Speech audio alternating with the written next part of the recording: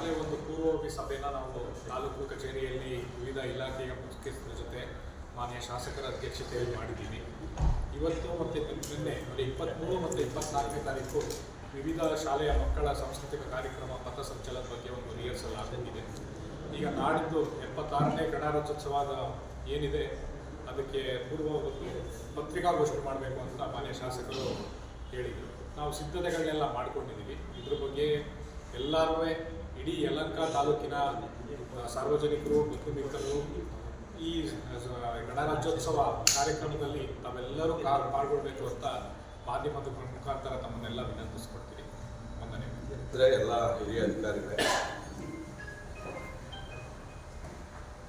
ನಾಡಿದ್ದು ಭಾನುವಾರ ಜನವರಿ 26ನೇ ತಾರೀಕು ಯಲಹಂಕ ತಾಲೂಕಿನ ವತಿಯಿಂದ 76ನೇ ಗಣರಾಜ್ಯೋತ್ಸವವನ್ನು ರಾಷ್ಟ್ರೀಯ ಹಬ್ಬವನ್ನು ಯಲಹಂಕ ಉಪನಗರದ ಹೊಯ್ಸಳ ಕ್ರೀಡಾಂಗಣದಲ್ಲಿ ಪ್ರತಿ ವರ್ಷದ ರೀತಿಯಲ್ಲಿ ಅದ್ದೂರಿಯಿಂದ ಮಾಡೋದಕ್ಕೆ ಈಗಾಗಲೇ ಪೂರ್ವಭಾವಿ ಸಭೆಗಳನ್ನು ಮಾಡಿದ್ದೀವಿ. ಮತ್ತು ಗಣರಾಜ್ಯೋತ್ಸವ ದಿನ ಏನು ನಡೀತದೆ, ಕವಾಯಿತು, ಸಾಂಸ್ಕೃತಿಕ ಕಾರ್ಯಕ್ರಮಗಳ ರಿಹರ್ಸಲನ್ನು ಕೂಡ ನಾವು ಈಗಾಗಲೇ ನಮ್ಮ ಅಧಿಕಾರಿಗಳು ಭಾಳ ಯಶಸ್ವಿಯಾಗಿ ಮಾಡಿ ಮುಗಿಸಿದ್ದಾರೆ. 26ನೇ ತಾರೀಕು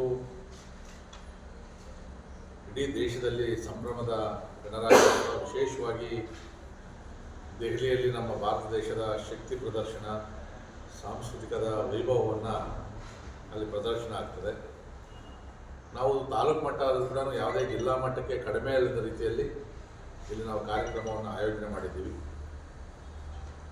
ಬಹುತೇಕ ಎಲ್ಲ ಇಲಾಖೆ ಅಧಿಕಾರಿಗಳು ಕೂಡ ಇದಕ್ಕೆ ಪ್ರತಿ ವರ್ಷದ ರೀತಿಯಲ್ಲಿ ಕೈ ಜೋಡಿಸಿ ಒಬ್ಬೊಬ್ಬರು ಒಂದೊಂದು ಜವಾಬ್ದಾರಿಯನ್ನು ತಗೊಂಡು ಸಂಪೂರ್ಣವಾಗಿ ನಾವು ಯಾವುದೇ ಸರ್ಕಾರದ ಅನುದಾನ ಆಗಲಿ ಯಾವುದೇ ಅನುದಾನವನ್ನು ಕೂಡ ನಾವು ತಗೊಳ್ತಾ ಇಲ್ಲ. ಎಲ್ಲ ಅಧಿಕಾರಿಗಳು ಕೂಡ ಇದು ರಾಷ್ಟ್ರೀಯ ಹಬ್ಬ ಆಗಿರೋದ್ರಿಂದ ಸ್ವಯಂ ಪ್ರೇರಿತರಾಗಿ ಅವರ ಜವಾಬ್ದಾರಿಯನ್ನು ಅಚ್ಚುಕಟ್ಟಾಗಿ ನಿರ್ವಹಿಸ್ತಾ ಇದ್ದಾರೆ. ನಾವು ಪ್ರತಿ ವರ್ಷ ಒಂದು ರಾಷ್ಟ್ರೀಯ ಹಬ್ಬ, ಒಂದು ರಾಜ್ಯ ಹಬ್ಬವನ್ನು ನಾವು ಮಾಡ್ತೀವಿ. ಒಂದು ಕನ್ನಡ ರಾಜ್ಯೋತ್ಸವ, ಸ್ವಾತಂತ್ರ್ಯ ದಿನಾಚರಣೆ ಮತ್ತು ಗಣರಾಜ್ಯೋತ್ಸವ ಮೂರನ್ನು ಕೂಡ ನಾವು ಅದ್ದೂರಿಯಾಗಿ ಆಚರಿಸ್ತಾ ಇದ್ದೀವಿ. ಸಾರ್ವಜನಿಕರು ಕೂಡ ಬಹಳ ದೊಡ್ಡ ಸಂಖ್ಯೆಯಲ್ಲಿ ಭಾಗವಹಿಸ್ತಾ ಇದ್ದಾರೆ.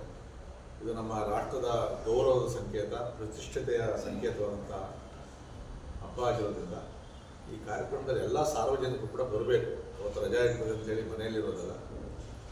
ನಾವೆಲ್ಲ ಮೊದಲು ತಾಲೂಕು ಘೋಷಣೆ ಆಗೋದು ಮೊದಲು ಮಾಣಿಕ್ ಷಾ ಪೆರೇಡ್ಗೆ ಹೋಗಬೇಕಾಗಿತ್ತು. ನಮಗೆಲ್ಲ ಕೂಡ ಪ್ರತ್ಯೇಕವಾದಂಥ ರಾಷ್ಟ್ರೀಯ ಹಬ್ಬಗಳನ್ನು ಮಾಡೋದು ನಮ್ಗೆ ಅವಕಾಶ ಇರಲಿಲ್ಲ. ಆದರೆ ಇವತ್ತು ತಾಲೂಕು ಘೋಷಣೆ ಆದಮೇಲೆ ಅವಕಾಶ ಸಿಕ್ಕಿದೆ.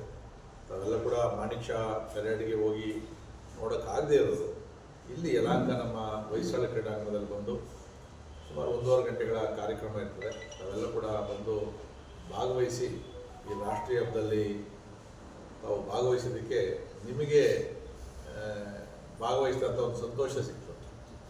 ಅದಕ್ಕೋಸ್ಕರ ನಾನು ಈ ಮಾಧ್ಯಮದ ಮುಖಾಂತರ ಮನವಿಯನ್ನು ಮಾಡ್ಕೊಳ್ತಕ್ಕಂಥದ್ದು, ನಮ್ಮ ಯಲಹಂಕ ತಾಲೂಕಿನ ಎಲ್ಲ ಜನಪ್ರತಿನಿಧಿಗಳು, ಗೌರವಾನ್ವಿತ ಗ್ರಾಮ ಪಂಚಾಯತಿ ಅಧ್ಯಕ್ಷರುಗಳು, ಉಪಾಧ್ಯಕ್ಷರು, ಸದಸ್ಯರು, ಡೈರಿ ಸದಸ್ಯರು, ಅಧ್ಯಕ್ಷರು, ಮಾಜಿ ಎಲ್ಲ ಚುನಾಯಿತ ಪ್ರತಿನಿಧಿಗಳು, ಎಲ್ಲರೂ ಕೂಡ ಅಧಿಕಾರಿಗಳು ಎಲ್ಲರೂ ಕೂಡ ಈ ಒಂದು ಕಾರ್ಯಕ್ರಮದಲ್ಲಿ ಬಂದು ಭಾಗವಹಿಸಬೇಕು.